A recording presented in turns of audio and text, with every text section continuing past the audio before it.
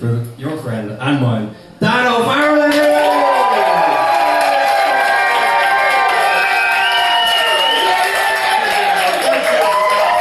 Hello everybody, shit of an intro. Good to see you guys. After that warm-hearted introduction, thanks to Will for killing that bear earlier on. I appreciate that, I was hard getting in. Speaking of people killing animals for fun and pleasure, Ian in the back, you worked in oil and gas. For how many years? How many spills? Come on, Goose Hitler, let's go!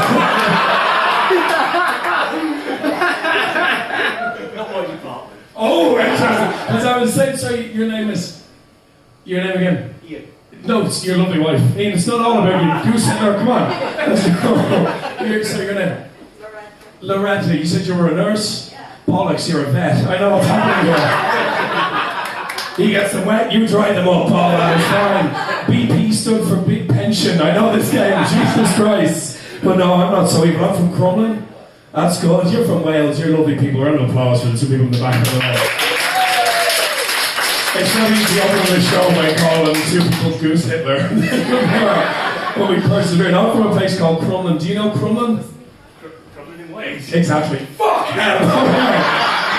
So Crumlin's known for two things, right? It's known for a shopping centre and Conor McGregor. And we knocked the shopping centre down last month. Our stock is fucking low right now, you know?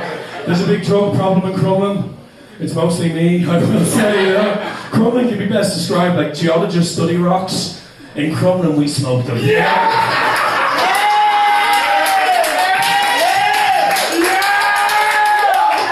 He was like, Dan, I'll kill that bear, but you gotta do something for me. But it's mad. Because like drugs are bad for you, you know, they're bad for your brain, they're bad for your nose. With a nose as big as mine, you've got some room to play with. But I wouldn't recommend them to a friend, I'd sell them. Don't me. But it's fun, you know, it's fun, like it's weird around there because I have some friends that really went to prison, you know, like for selling drugs. Which I think means they were bad at it or really good at it. I don't know if they're working like on a high score system. But they're like, 7 years, restarts. I was like, no, you're here now. Dickhead. You know.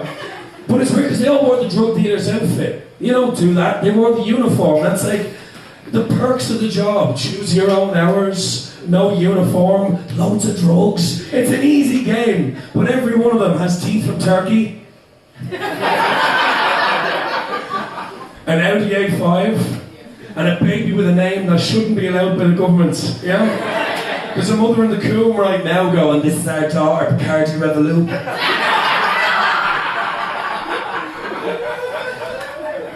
She's not bouncing the baby, by the way, it's the Coke shakes.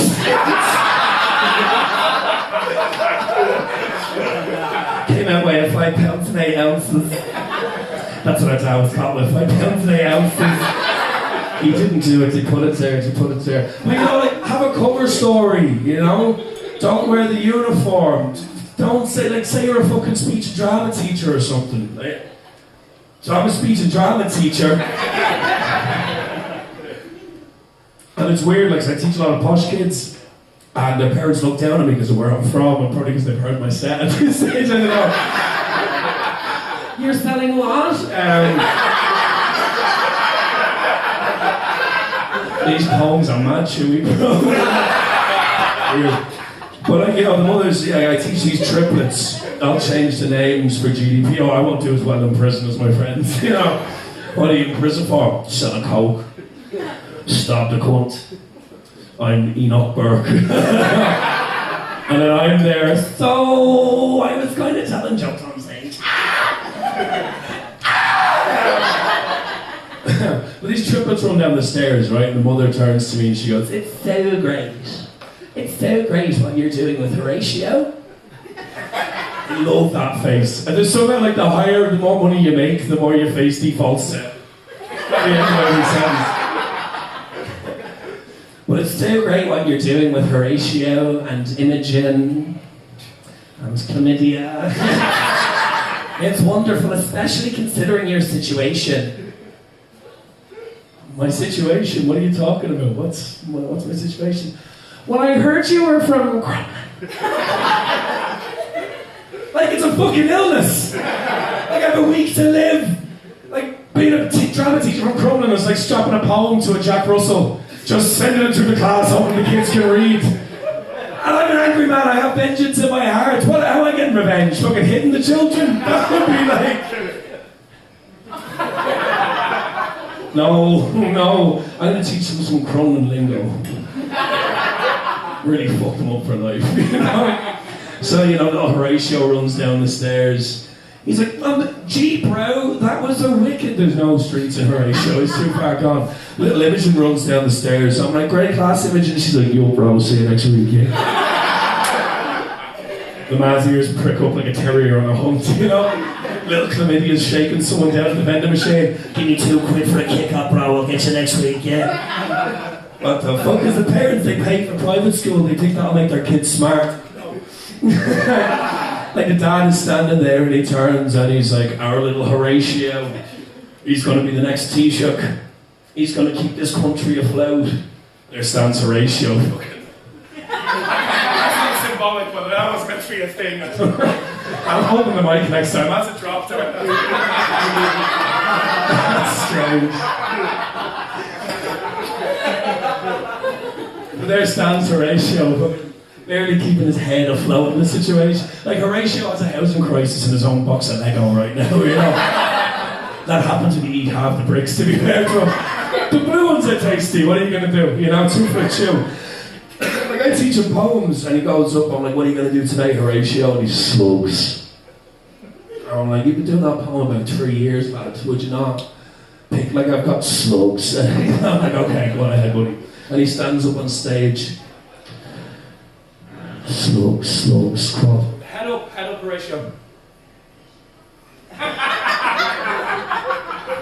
Slugs, crawl through the grass.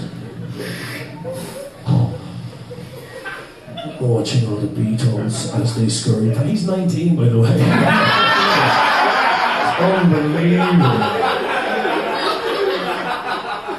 But they pay by the term. Fucking chin up and keep talking, But as we're speaking of people in prison, I was saying Enoch Burke today, they announced he's going back to prison.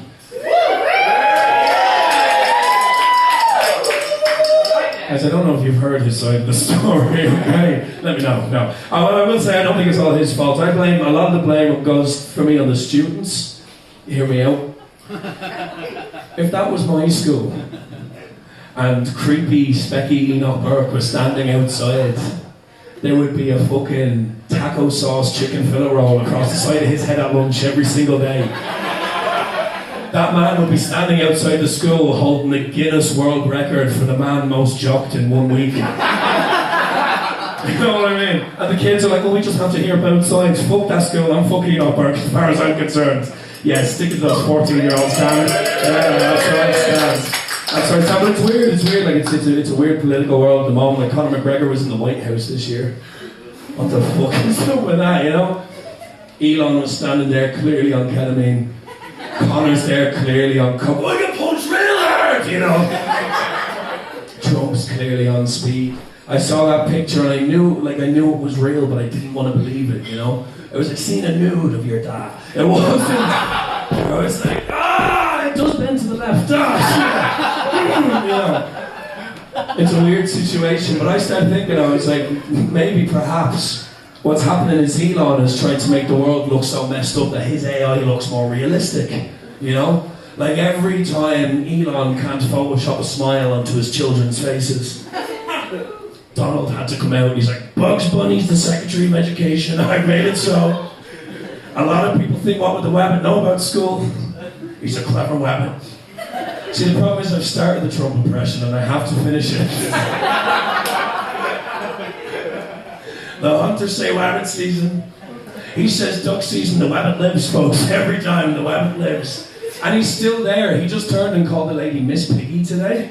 Did you fucking see that? I saw someone turning around and I believe they went, her name is Peggy.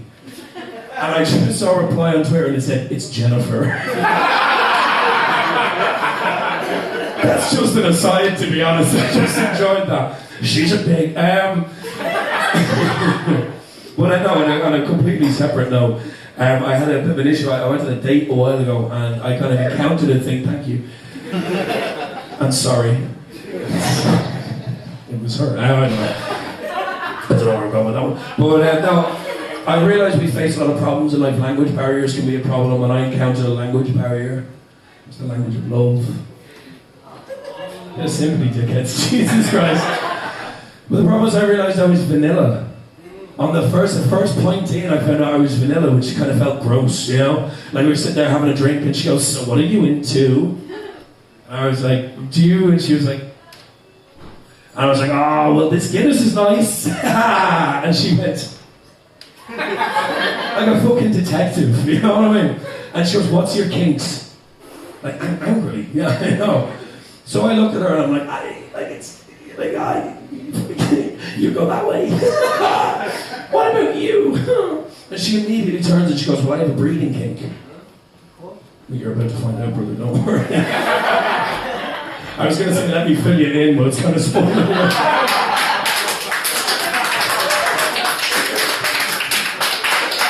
So basically what a breathing kink is, I was like, oh, you into like choking? Is that what you're into? And she goes, no, you fucking idiot. Have you ever even had sex before? What are you, a virgin? No, I realised I had a humiliation kink at that point, you know. Different story for a different day. But it turns out she goes, no, a breathing kink is, I get off on the idea that you're going to get me pregnant. And I went, fuck off. And then I thought about it and I was like, the whole kink thing isn't that meant to be kind of out of the ordinary with sex? It's like sex plus, you know? That's like saying, what's your breakfast kink? So I'm kind of into cornflakes at the moment, you know? It didn't really add up to me. The problem is I said it out loud. And she turns and she says, well, I'm also into knife play. I know I'm from Crumlin, knives are all business, but I believe me, you know? But I look at her and I go, knife play. What'll we call the kids? It was a weird one. I'll end on this, I think. Am I going for time? Yeah. Sweet. I'll end on this. So I used to work security. I know how. Yeah. I went for a job interview. They were like, what would you do if you caught someone doing drugs? And I was like, I would stop looking in the mirror. Yo, bro, yeah. I went for another job interview and I started working security. When I went in, there was a guy called Pavel that worked there. Pavel was a Romanian guy. Nice brother. Speaking of drugs. But Pavel was a Romanian guy, he was 6'6", a behemoth of a man, and I walked in, I was like, Pavel, nice to meet you. And I held my hand out and he went, you sit there. And I fucking sat there, you know. And he went, 13 hours went by of me in that chair, and every second hour he goes, we walk. And I just followed him, I just went. And we walked around and then we came back. I said, what did we do that for? And he said, you sit there. I didn't know what my job was for the first month and a fucking half, you know? But a while went by and one day I made him laugh. And I was like, I don't even know how I did it. But he laughed and he goes, ha ha ha ha, big pussy. The fuck is that? Yeah. So, but like, I looked at Pavel and I went, yeah. Now that's my name on campus, you know, big pussy. Every day I come in, he goes, hey, big pussy, have my seat, big pussy. And I, okay, Pavel. But one day this guy Brendan came in. Brendan, we didn't like Brendan. He worked a night shift. You know, he kind of smelled. He was a registered sex offender. He left crumbs everywhere. I know crumbs are the worst. You know, they get everywhere. Like sex offenders. Anyway. But Brendan, he forgot his keys and he left. And when he left, Pavel turned to me and he goes, I don't like Brendan. Brendan, no, pussy. You big pussy. Now I'm scared, you know? So I look at him, I'm like, hey, Pavel, what do you mean by that, man? Like, you know, what's going on? It turned out Pavel learned his English watching The Sopranos. Some of you have seen the show. So Tony Soprano's best friend in the first season is Big Pussy Pompensero. So when I made Pavel laugh, he was like, best friend. I know, I was 20, I'd never had a friend before, I was so excited. But then I have to explain to this fucking behemoth of a man, in Ireland, pussy is something you want. It's not really something you want to be called, you know? And Pavel looks at me and he's like, I see the light drain from his eyes, I see the colour drain from his face. And he says, I've been calling the boss pussy for 2 fucking years. Uh-oh. I'm outside having a smoke after he's on the phone going, hey boss, you're like Tony Soprano. You're the main man. And I thought, hey, who's the big pussy now? Guys, thank you so much for coming out.